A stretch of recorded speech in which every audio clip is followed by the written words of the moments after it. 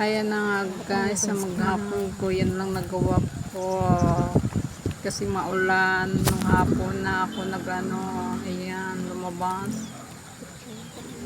Kuha ako dyan ng pang orchids, lagayan. Lagayan ng orchids. Ayan na nga, siyempre, wak.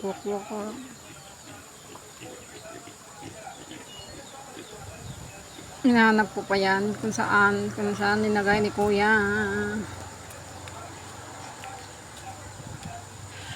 Yung puno ng Saan yung sabi mong lagay ng kakawati ba yun? Ayan, nakita ko na. Lagayan ng Tinuro na sa akin ni kuya kung saan banda. Ayan na, nagkuha na ako dyan. Siyempre, pabuhat-buhat na ako papunta sa bahay. May nakita akong mangga. Sabi ko, babalikan ko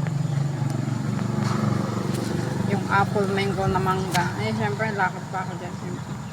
bahol-bahol? Mababa? Pauwi sa Mababa? bahay. Tawid ng pilapil tayo, guys. Ayan na nga, sa bahay na ako.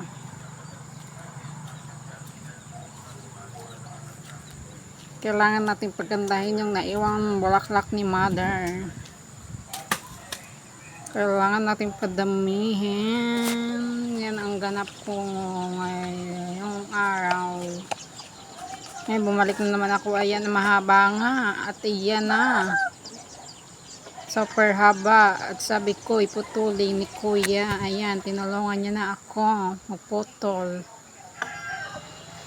Tinapal niya na. Ayan, 2 hati.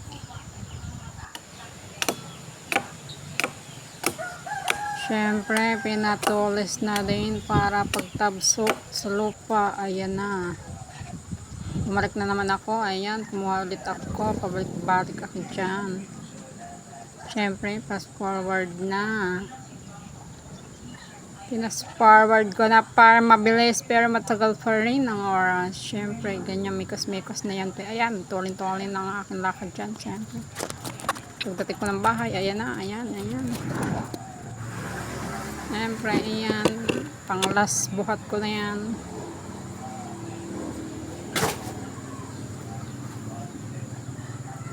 Bali, 4 siguro yung nakuha ko yun, guys. Ayan na nga, tinabsok ko na nga yun. Kaya lang hindi maganda. Nahuga-huga pa. Ayun, binalikan ko. Ayan na, ang ganap. Pero hindi pa tapos yan. Ayusin ko pa. Ayan na ang ganap. Hanggang dito na lang. Thank you for watching.